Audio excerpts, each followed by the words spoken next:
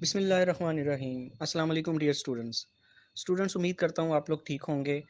आप लोगों के व्यूज़ मिलते रहते हैं, कमेंट्स, पॉजिटिव कमेंट्स मिलते रहते हैं। बड़ा अच्छा लगता है कि आप लोग बड़ा अप्रिशिएट करते हैं कमेंट्स में इस चैनल को और जितनी भी हम लोग वीडियोस बनाते हैं। सो आप लोगों का बहुत बहुत शुक्रिया। आज बहुत ही ज़्यादा इम्पोर्टेंट वीडियो है।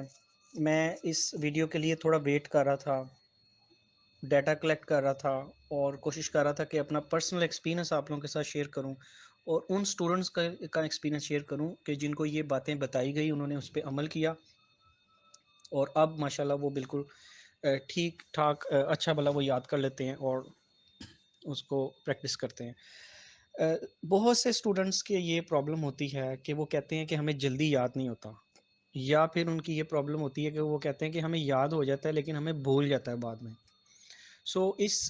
इन तमाम इश्यूज़ को एड्रेस करने के लिए ये वीडियो बनाई गई है। आपके लिए आप ज़रूर इस वीडियो को पूरा देखें, क्योंकि आप पूरा नहीं देखेंगे तो बहुत सी ऐसी चीज़ें होंगी जो मिस हो जाएंगी और जब वो चीज़ें मिस हो जाएंगी तो फिर आप इस पे पूरी तरह से अमल नहीं कर सकेंगे। फर्स्ट स्लाइड में मैंने बहुत ही ज़्यादा इम्पोर्टेंट चीज़ें डाली हैं, जिसमें पहली चीज़ ये है कि आपने जब याद करना शुरू करना है किसी भी सब्जेक्ट को, किसी भी टॉपिक को, तो सबसे पहले आपने पैराग्राफ को, जो आपके पैराग्राफ है या पूरा जो आपका ऐसे है या टॉपिक है, उसको आपने छोटे हिस्सों में डिवाइड कर लेना है। इतने ही छोटे हिस्सों में डिवाइड कर लेना है कि जिसको आप इजीली याद कर सको। मसलन अगर एक पेज आपने याद करना है तो आप उनको पैराग्राफ्स में डिवाइड कर सकते हो। इवन के पैराग्राफ्स को भी आप फर्दर छोटे हिस्सों में डिवाइड कर सकते हो। इसका फ़ायदा ये होगा कि आपको याद हो, आपको थोड़ा थोड़ा जो आपने उसको करके डिवाइड किया है उसको आप प्रॉपर तरीके से याद कर सकेंगे। और इसके लिए बेहतरीन चीज़ ये होती है कि हर पैराग्राफ में, हर लाइन में कुछ इंपॉर्टेंट वर्ड्स होते हैं और हर पैराग्राफ में कुछ इंपॉर्टेंट सेंटेंसेस होते हैं, कुछ ऐसे वर्ड्स होते हैं जिनको अगर आप जहन में रखें तो पूरी पैराग्राफ की कहानी आपके सामने आ जाती है। आपको याद आ जाता है, अच्छा हाँ, इसमें इसमें तो ये बात हो रही थी तो मैंने ये याद किया था। तो सबसे पहले पैराग्राफ को छोटे हिस्सों में डिवाइड कर लें। उसके बाद हाइलाइटर का इस्तेमाल ज़रूर करें उन वर्ड्स को हाईलाइट करने के लिए जिनकी बेस पे पूरा पैराग्राफ लिखा जा रहा है, जिस जो जो हार्ट हैं पूरे पैराग्राफ के, उन वर्ड्स को हाईलाइट करें। और बहुत ही इंपॉर्टेंट है कि जब आप याद कर लें तो उसको लिखें, लिख लिख के याद करें, लिख लिख के याद करें।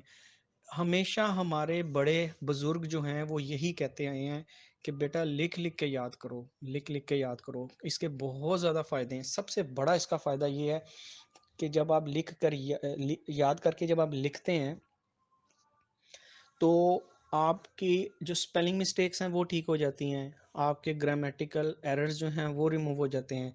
इसके अलावा आपकी स्पीड बढ़ जाती है, क्योंकि एग्ज़ाम में आपने लिखना है, आपने सुनाना नहीं है। आपने याद नहीं करना, याद करके कुछ लिख वहाँ पे सुनाना नहीं है, आपने वहाँ पे लिखना है। तो इसीलिए इस बात पे स्ट्रेस दिया जाता है और मैं भी इसी बात पे आपको ज़्यादा स्ट्रेस दूंगा कि लिख लिख के याद करें। जिस जिस स्टूडेंट को मैंने ये बताया कि बेटा जब आपने याद करना है ना तो आपने लिख कर, एक दफ़ा मिस्टेक हुई है उसको दोबारा लिखो, दो दफ़ा मिस्टेक हुई है उसको फिर दोबारा लिखो, उस वक्त तक। और इसमें एक और बड़ी इंपॉर्टेंट चीज़ ये है कि आपने जब लिखना है, एक आपने पैराग्राफ में से 3 लाइंस याद की, आपने लिखी, और जब नेक्स्ट 3 आपने लिखनी है तो आपने पिछली वाली 3 मिला के लिखनी है। यानी कि ऐसा ना हो कि पिछला वाला भूलता जाए और अगला वाला आप याद करते जाओ। तो जब आप एवरी नेक्स्ट 3 लाइन जब आप याद करोगे और पिछली वाली ऐड करते जाओगे, लिखते जाओगे, तो आप खुद सोचो कि कितनी बार आपका वो आप अपने हाथ से उसको लिख चुकोगे एक चीज़ को। तो इतनी बार जब एक चीज़ याद हो गई, उसको लिख दिया, तो फिर सवाल ही पैदा नहीं होता कि आप उसको भूल जाएं। तो सबसे इम्पोर्टेंट चीज़ ये है इस पूरी वीडियो में कि आपने जब याद करना है तो आपने ये लिख लिख के याद करना है, बार बार आपने लिखना है उस चीज़ को, और कभी होगा ही नहीं कि आप उस चीज़ को भूल जाओगे। इसके अलावा कुछ ऐसी चीज़ें होती हैं, कुछ ऐसी प्रैक्टिसेस होती हैं जिनको आप अडॉप्ट कर लो तो आप लाइफ में कभी उस चीज़ को भूलते नहीं हो।